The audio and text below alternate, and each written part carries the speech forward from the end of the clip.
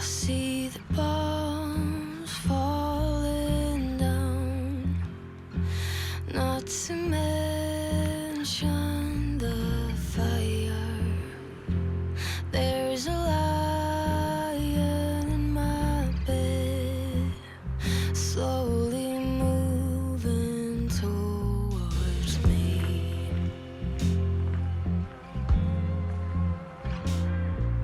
My mind's in a survival state. My body just should I run or should I stay?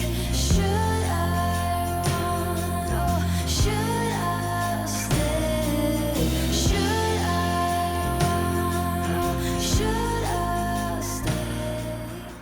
We're spending a lot of time out here in the Spandauer Forest. It's a little chilly. It's about 3 degrees today, which is like 38 degrees Fahrenheit.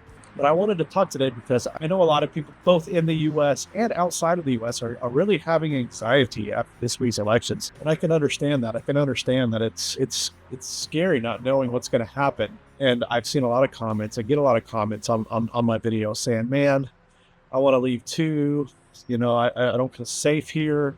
I want to get out, things like that, right? And I want to say up front that these are valid feelings. You have the right to feel how you feel, and I certainly respect that, and I feel for you because I understand the feeling. When Trump was elected in 2026, I was one of those people that said, man, I got to get out of here. It took me basically to the end of to COVID and until the end of the Trump presidency to make it happen, but I made it happen. I don't regret it. But in this video, I want to talk about the difficulties of moving to a new country. Now, this is meant as like a generic video talking about some of the difficulties of moving to a different country, but also this is in particular to Germany. This is what I know. If you're looking at other countries, either in the EU or around the world, other places in the world, you'll have to look at their residency requirements, things that allow you to stay there. But this is in particular meant for moving to Germany. And this is by no means meant to discourage you, because I'll probably make another video talking about the things you can do if you're looking to move overseas, how to go about the process. But in this video, I want to talk about the challenges of moving overseas. Now, the first and most important thing you have to realize is that you have to have a reason to be in a country. Like, you can't just come to Germany because. You know, it's not like moving from, say, Ohio to Indiana or Texas to Arizona or whatever. You have to have a reason for them to let you stay, a reason for them to give you a residency permit. Some of the most common reasons to come over are for work, student visa, which is how I got here. There's a family reunification visa, i.e. you marry someone that's German. And all of these, there are others, freelance visa. There are others too that I don't know off the top of my head, but these are some of the ways that you can move over here. And you have to qualify for these. Now, I'm not going to go into depth about, the different residency permits. Maybe I will in another video, but in this one, I just want to tell you you have to have a reason to get here. I know, for example, like if you want to get a residency permit based on employment, you have to have a professional, a skilled position. That doesn't necessarily mean like lawyer, banker, thing like that. It means you have to have education or experience in a field that they need to have filled. With all due respect to people who work at McDonald's, you can't just come over because you want to work at McDonald's. You have to have a job that is not so easy to be filled by a German citizen. That's the first thing. You have to have a reason. That's the most difficult. That's the number one thing you need to do before you come. Let's figure out how you can stay. You're allowed to enter Germany as an American citizen. I don't know about other countries, but as an American citizen, you're allowed to enter Germany without applying for a visa, because you automatically are granted a 90-day tourist visa, meaning you can enter the country and stay for 90 days, but after 90 days, you have to leave. And I think you can only stay for 90 days within a 180-day period. So the first thing you need to do, figure out how you can qualify to get here. Me, I came over on a student residency permit, a student visa, which means as long as I'm working on my master's degree, I can stay in the country. I have to get it renewed, I believe, every year, and I have to show progress for the degree. But as long as you're showing progress, you can get your residency permit renewed. But with that, there are issues with that. I can't work on average more than 20 hours a week or half time through the year. So there's a certain amount of time I can work. I believe it now counts toward the time you're in your student visa counts toward getting a permanent residency. I don't know for exactly. I thought at one point it didn't count, but I was told that it does now. I don't know though. You'll have to look at that. I'll have to look at that. Another thing I hear people tell me more often than you would think was that I want to give up my American citizenship. I want to become a citizen of another country. That's understandable and possible. You have to understand the requirements for that as well. I believe if you want to give up your American citizenship, I believe you have to pay taxes on the way out. They get you coming, they get you going. And who knows under this administration if they'll make it more difficult to give up your citizenship or not. I don't have any idea what the policy would be on that. I believe in Germany, at least, recently they have made it that you can have dual citizenship. So you can be an American citizen and be a German citizen, I believe. There might be a reason for you to get an EU passport. Say you have a German passport, you're a citizen of Germany or at least a permanent resident. It's easier to settle in another EU country, at least as of now. So this could change if the EU dissolves or something happens with the EU. This could always change. But for now, just know that it's easy to talk about giving up your American citizenship. Like for me, I can't imagine a time where I would give up my U.S. citizenship. Not because I value having it, but because it doesn't matter one way or another if I do. And there's extra cost involved, so why would I do that? Plus, that's sort of like crossing the river and burning your bridges down. I don't like to burn my bridges necessarily if I don't have to. Now, to the more esoteric things about moving to a new country, you're going to have some culture shock and adjusting to different culture norms for sure. I lived in Germany for 4 years before I decided to move here in 2020 when I was in the Air Force.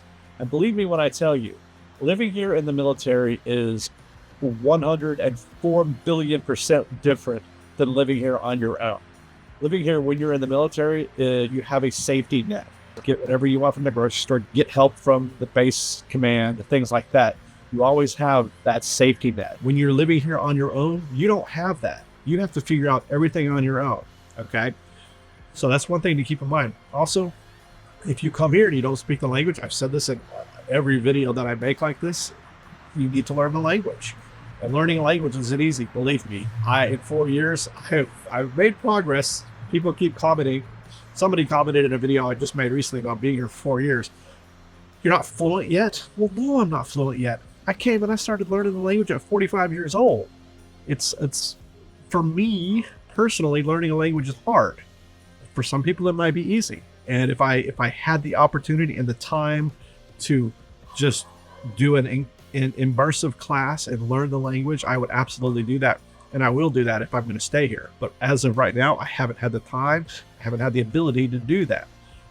So not fully being fluent in the language has affected my well-being here and made it a lot more difficult. So know that if you come here, you're going to be a foreigner in a foreign land. You are not going to know the language probably. So you're going to want to learn the language. You're going to have to learn to adjust to your new country's norms. Okay, you can't expect them to adjust to yours. You have to adjust to theirs. This is their home. You're the guest.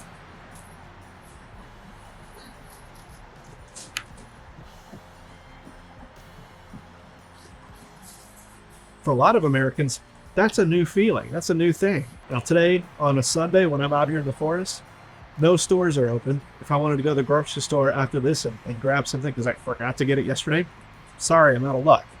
You know, these things, you have to get used to these things. And it's no big deal to me now, but when you first get here, it can be something, you know, it takes a little bit to get used to these things.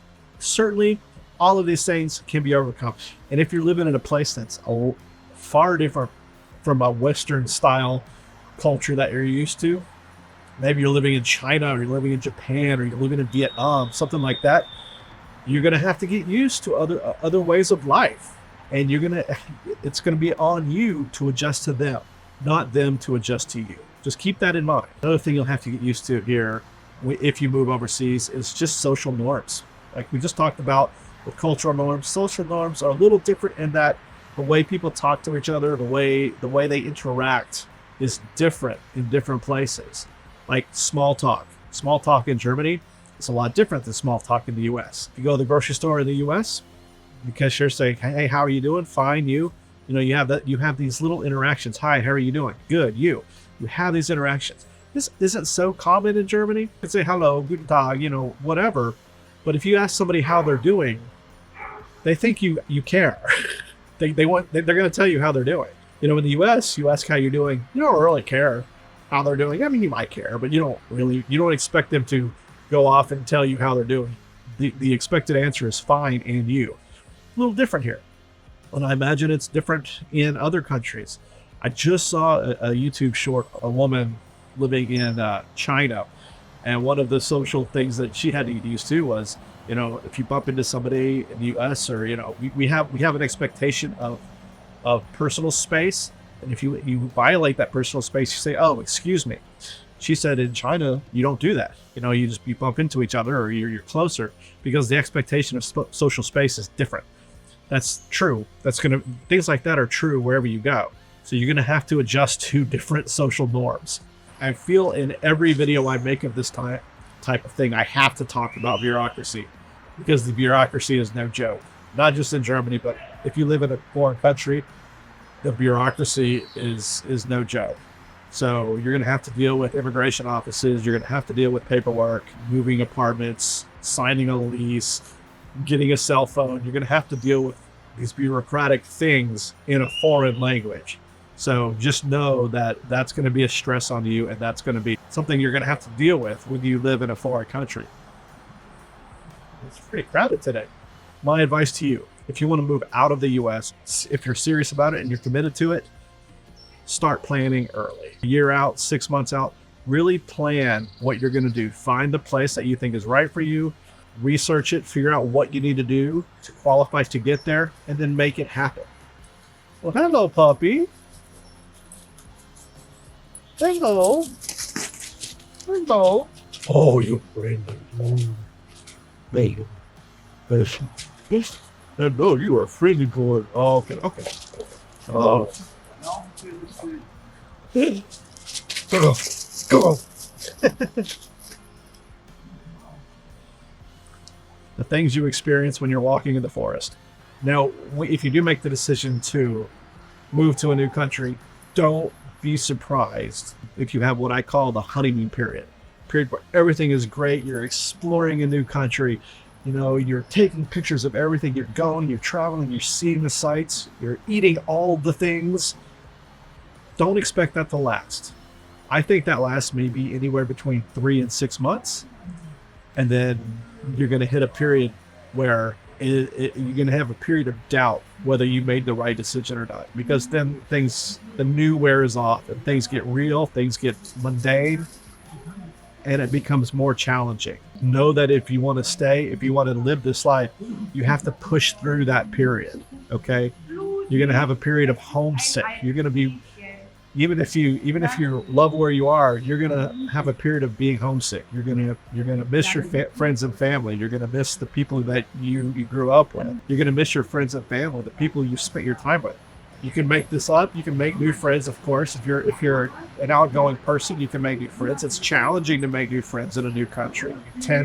People tend to congregate with their own kind. So I find that Americans living here in Berlin tend to congregate with other Americans or other foreigners.